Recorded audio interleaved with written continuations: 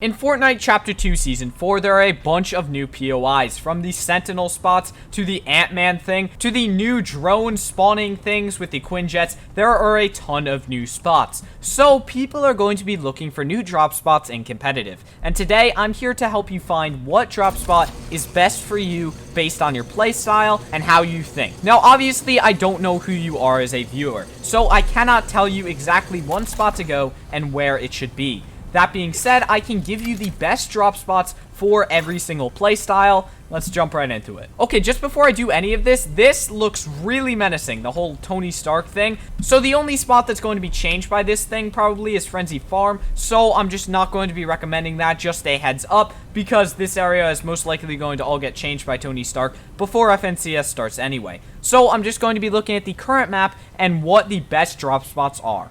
Now, the first playstyle I have is called the Benji Fishy style. Now, basically what this is you are playing from kill to kill. Now, remember, this season's FNCS is trios, so we're going to be looking at how you can best drop with your trio, but this will also apply to solos. So if you're just looking for solos, don't click off the video, because all of these concepts will be the exact same for solos. It's just I'm explaining it for trios since that's, the relevant competitive game mode. But let's get on with the video. The Benji Fishy style of play is basically you don't care about what you currently have. You are always looking to what you can get off of your next kill. Now, what this basically means is that even if you have horrible loot, you and your squad know that you can outplay another team to try and get a kill. Now, whether this be one pick off on one person in the trio or the entire trio killed, you know you will be able to get better loot just by fighting another trio. This playstyle requires insanely good mechanics, and I personally would not recommend it. That's why I'm putting it first, just to get it out of the way with. So if you have really good mechanics and you know you can win a 1v1 or a 3v3 with your trio, I recommend this style of play. Now I'm finally going to get to where you should drop for this.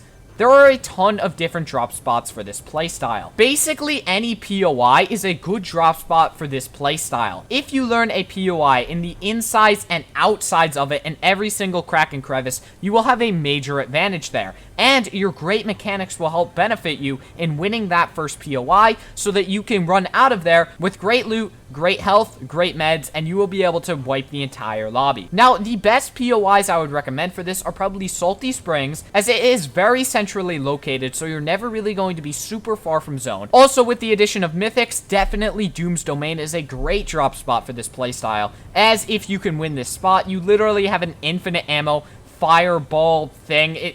That mythic is broken, let's be legit here. So if you think you can win Doom's Domain, I highly suggest going here for the aggressive playstyle. Some backup options I would have is Craggy Cliffs. It's a great spot. Some rotates might be difficult, but there are boats and a river you can take to get to the next zone if it does pull down to the south side. And if you can win Craggy, you get a ton of loot and probably a ton of kills. The final two spots I have for the aggressive playstyle is Lazy Lake and Slurpy Swamp. These two places are both super good and super loot packed. Slurpy Swamp is almost better in a sense because you are able to get those slurp barrels, but that being said, at Lazy Lake there are tons of cars which will allow you to rotate much easier. So just to sum it up for the aggressive playstyle, your top spots are going to be Doom's Domain, Slurpy Swamp, Lazy Lake, and Craggy Cliffs. And also Salty Springs, I forgot about that one, my bad.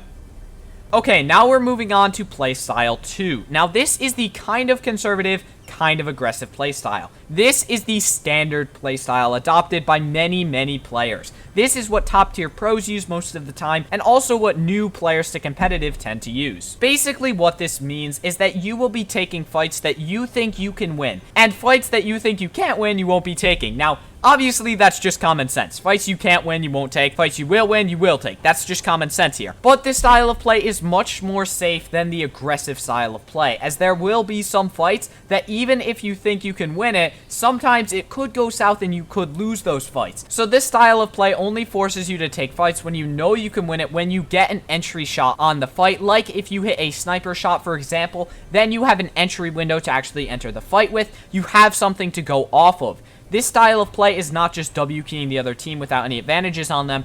This style of play is kind of forcing you to get a good shot off on the other team so that you know you have an advantage in the upcoming fight, whether that be health or just shield-wise. For this style of play, I would still recommend some of the bigger POIs. Now, some of these drop spots are actually going to be overlapping with the aggressive playstyle, but I will explain myself after I say through all of them. First, we have Craggy Cliffs. This is a really good aggressive spot, as I have already said, but it is also a very good medium playstyle spot, as if you don't get good loot or if you can't win the POI, you can easily rotate out of it with your trio in a boat and just go straight down the river. Another great spot is Steamy Stacks. This one has an amazing escape rotate. All you have to do is hit the giant pillars, fly away, and you will be completely fine.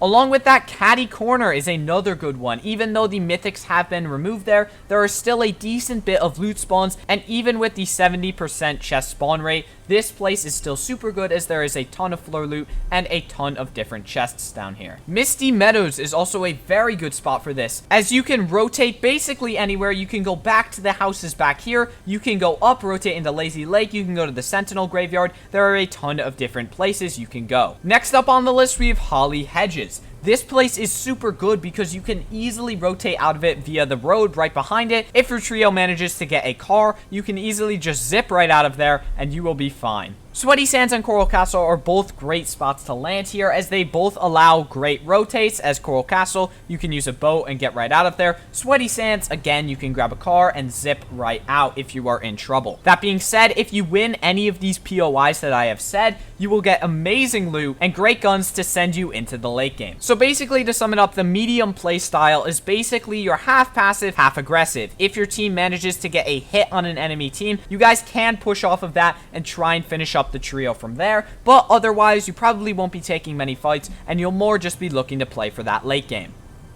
Before I go on to my final play style and the best drop spots for that, I do want to talk about some sleeper picks here. Now, this may sound weird, but I do have some sleeper picks that I think are super good, that are really underrated, and that you should definitely try out in competitive. The first sleeper pick I have here is actually a split drop. Now, if you don't know what this is, basically in trios, you can have two people land at one spot and one person land at the other, hoping that the one person that lands in a separate spot doesn't get contested and gets free loot. The spot that I'm talking about here is actually the Disco House and the back house behind Misty. The Disco House has a ton of chest spawns and also a ton of floor loot spawns, definitely enough for a duo. But that is why in trios, you'll want someone to be dropping at this back house as well, because there's actually a zip line that connects these two spots. So while it may look like it's a quite far rotate, it is actually a very simple connection that only takes about 10 seconds to cross the zip line.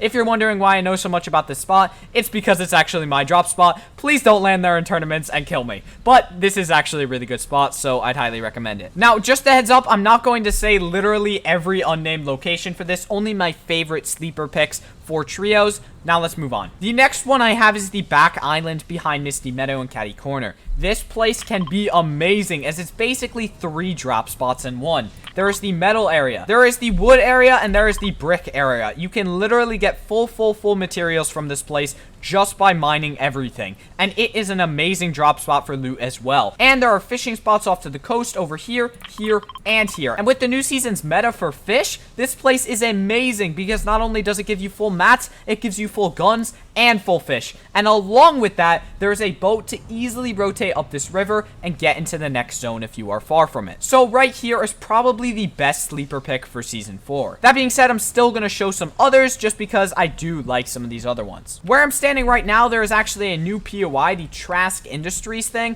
but this place doesn't have that many chests. It's got like 2 or 3 here. But that being said, this place is now an amazing spot to land. These 5 houses can be easily looted by your trio, especially if you're uncontested. And then on top of that, there are now rifts here where you can easily rotate into the next zone, and you will get a free rotate without being contested by literally anyone. Another sleeper pick is definitely along this coast side. Now, just a reminder, if you want to pause the video at any point here to see these sleeper picks on the map, you definitely can. But I'm just going to zoom on in it here. This is actually Ferris Bueller's house, and it has really good loot. It's not amazing, but it's not horrible either. There's actually a decent amount of loot spawns off this coast, and then the Cobblestone Castle is up here. The Cobblestone Castle is a really good loot spot, and you can definitely get a bunch of stuff there. But if the Cobblestone Castle is contested, you can actually just move your drop over here and do a split drop where you have 2 people land here, 1 at Ferris Bueller's, and maybe if you're getting really aggressive, you do a 1-1-1 split on your drop, and you have 3 people landing in 3 different spots. Now, you can probably tell by this point, I am actually a fan of the split drop, as it allows you to cover a bunch more ground, and even if one of your teammates is in trouble, there are a bunch of new rotational items in this season that can actually get you over to your teammate quicker. Now, the final sleeper pick is actually the Orchard. Now, if many of you don't know about this spot is actually quite contested, so that's why it's kind of on the border for a sleeper pick. That's why I saved it for last. This spot has a ton of loot. It's got loads of apples, so you can pick them up and actually use them for late game healing if you really want to. But this place is amazing. If you can win off spawn here, you have tons of cars to rotate out of there. You have gas tanks, you have a ton of chest spawns and floor loot spawns. And you are guaranteed to be coming out of this place with great guns, great health, and great meds. So those are all of my sleeper picks for this season. Now we're going to move on to the final category. Now, the final playstyle is incredibly passive. This one, I tend to use a little bit more than I should, I'll just say that. But this playstyle really requires you to have not many fights early game and then be entirely playing for a late game pop-off. Now, just a reminder, most of these playstyles go away in the late game because in the very late game, it is final rotating zones and your team just needs to start looking for kills and getting picks. All of these playstyles are in the early to mid game, and really your game plan kind of falls apart in the late game, other than just try and get to the high ground and win the game. But for the early game, the passive playstyle is actually super good. That being said, this playstyle has been nerfed really, really hard this season. With the addition of, 70% chest spawn rate, there is no longer the option to just reliably land at a very uncontested spot anymore. For example, if you were to land all the way down here in this very bottom spot, there are only 3 chests down here. Now, say only one of these spawns. Your early game is basically screwed now, because all you have is 1 chest and whatever floor loot you can find. The passive playstyle is really just to land on the very edges of the map, so places like Cobblestone Castle, the Shark, even this lamppost if you really wanted to. These houses back here, that's a really good passive drop spot. Any spot that's not really contested ever is a good passive drop spot. Now, I can't tell you every single spot that's uncontested. That is something that you should go out and practice. This isn't me just not giving you enough information. This is me genuinely saying to you, on different servers in the world, if you're on EU or NA, there are different contest amounts. So the best way to find if your drop spot is contested is to load up into a ton of arena games. Also, maybe do some scrims on like your local scrim Discord server and figure out if anyone drops at the spot that you do. Now, of course, you're always going to get a few people to drop there eventually, but if you're not getting people in the majority of your games, that is a really good drop spot for the passive playstyle. Passive playstyle, you don't want to take many fights until the late game. Many, really, if any at all. You really just don't want to be fighting until the late game. I tend to do this way more than I should. I've already said that, but I'm just repeating that. So the spots I would recommend for the passive playstyle are probably back here, probably over somewhere at the Fortilla, but all that being said, the Fortilla is quite contested, so maybe on the outer edges of the Fortilla, even these 5 houses back here, something like the Cobblestone Castle could work, Ferris Bueller's house, even these 2 houses up here. There's many options for the passive playstyle. It is a bit riskier off spawn that you're not going to get good loot, but that being said, all you need to do is get 1 good pick in the late game, and you will be set on materials, and you will be set on items. So that is where to drop for the main 3 playstyles in Fortnite. If you found this video helpful, please consider leaving a like on it and subscribing to the channel, as that would help me out a ton. Thank you so much for watching the video. It really means a ton to me. We just hit 1.2 thousand subscribers, so thank you to everyone who's been subscribing. I hope you all have an amazing day, and I'll see you in the next one. Yeah.